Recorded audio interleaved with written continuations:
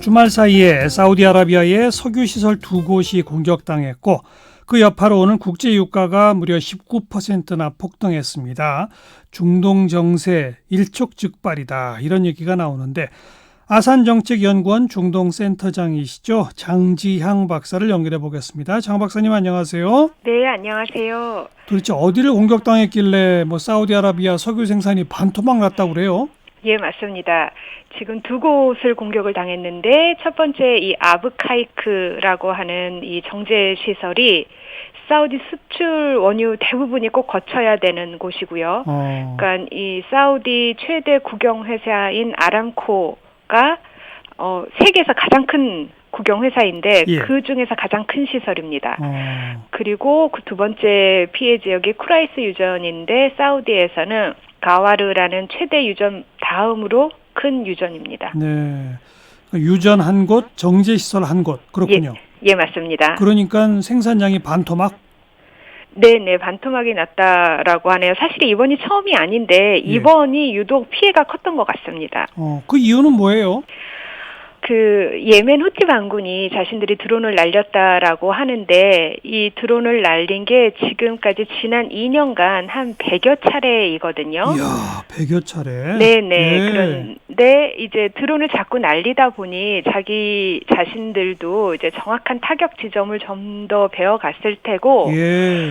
그리고 근데 이제 여기서 너무 이번에는 정밀했다라는 문제 제기가 되면서 사실 예멘 후티 반군이 아니라 이란이 직접 한 것이 아니냐, 내지는 적어도 이란이랑 훨씬 더 지리적으로 가까운 이라크 남부의 친이란 급진 시아 민병대가 한 게 아니냐라는 문제 제기는 나오고 있기는 합니다. 하지만 이번에 정말 정밀 타격이 굉장히 성공적이었어요. 근데 저희들은 그동안 100여 차례나 이렇게 드론 공격이 있었다는 걸 사실 잘 모르고 있었거든요. 네. 근데 이렇게 100여 차례나 공격이 있었다면 뭔가 대비를 했어야지 이렇게 속수무책으로 당할 수가 있나요? 그렇죠. 이게 정말 이 비전통 공격의 굉장히 비현실적인 강점이거든요. 사실 사우디라고 2년 동안 손 놓고 있지는 않았었고 오일머니가 많다 보니 특히 미국으로부터 대대적으로 이 방어 시스템을 사다 들여서 구축을 했어요. 예.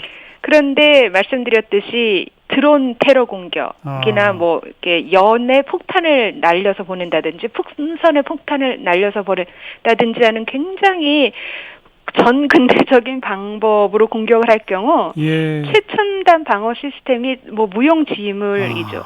그러니까 비디오 클립을 보니까 이 허공에 드론이 날라오니까 군인들이 총을 쏴서 하나씩 이렇게 맞추려고 하는데 그게 맞추지 못했던 거죠. 예.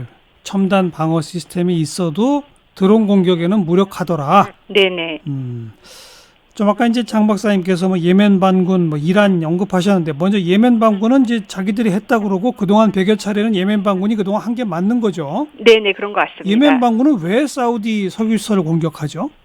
지금 2015년부터 예멘에서 내전이 진행되고 있습니다. 예. 이 정부군을 사우디랑 UAE를 비롯한 아랍연합군이 지원을 하고 있고요. 그리고 유엔도 정부군의 정당성을 인정을 하고 있고요. 그리고 미국이랑 영국이 이들을 지원하고 있습니다.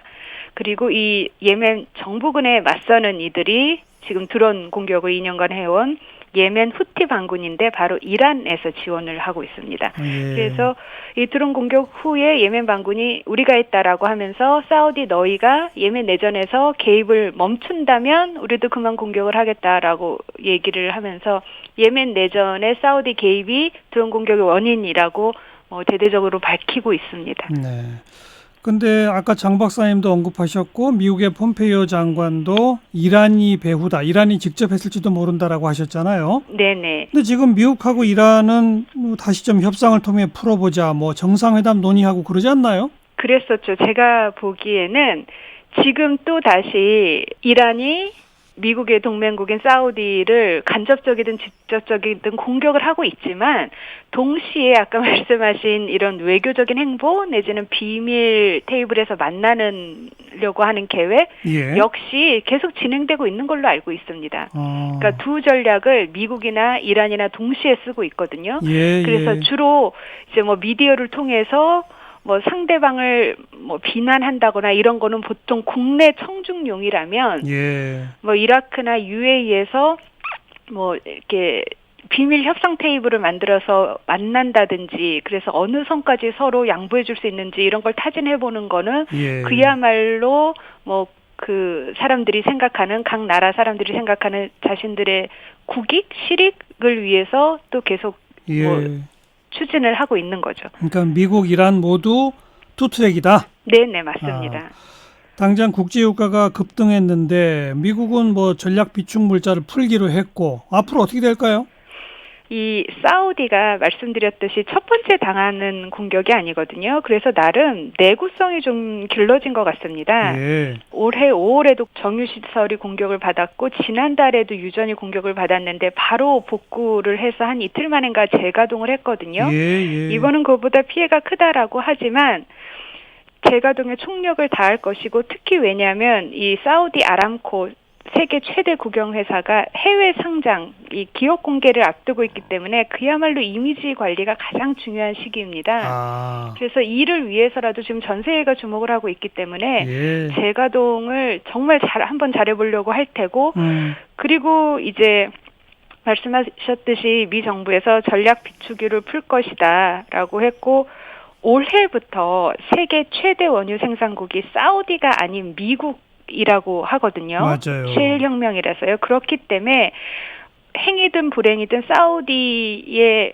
이 전 세계가 의지하고 있는 이 의존도가 조금 낮춰져서 예전보다는 유가가 큰 타격을 입지 않을까, 좀 짧아지지 않을까 기간이라는 생각이 듭니다. 네. 영향이 없을 수는 없는데 신속히 복구할 것이기 때문에 장기화되지는 않을 거다. 네네. 미국은 뭐 군사행동 거론도 나오던데 그건 어떻게 전망하십니까? 사실 또 비슷한 말씀인데요. 지난 6월 말에도 이란이 미국 드론을 격추시키자 트럼프 대통령이 바로 공습에 나가려고 하려다가 10분 전에 그만뒀다라고 발표했던 맞아요. 그랬었죠. 예.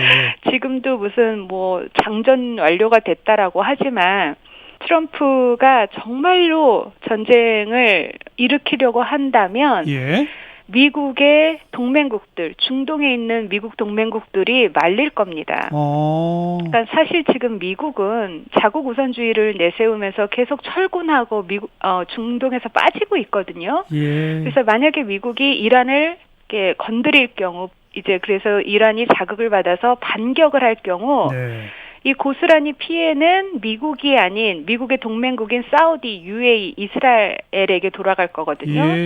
그래서 이 세 나라 모두 이란을 굉장히 미워하고 이란의 불행을 누구보다 바라지만 전쟁을 치를 만큼은 그 여력은 없는 걸로 압니다. 그래서 전쟁은 피하면서 투트랙으로 그러니까 뭐 국내 청중용으로 서로 단호한 모습으로 맞대응을 하는 동시에 그래도 전쟁까지는 안 차원으로 비밀 협상 테이블을 계속 돌리고 있기 때문에 전쟁이 일어날 가능성이 높아 보이진 않습니다. 사우디가 공격을 당했지만 미국이 이란 공격하겠다 그러면 사우디가 말릴 거다. 네, 맞습니다. 그게 핵심이군요. 네. 장 박사님 전망이 다 맞아떨어지길 기대해 보겠습니다. 감사합니다. 고맙습니다. 네, 들어가세요. 아산정책연구원 중동센터장이시죠. 장지향 박사였어요.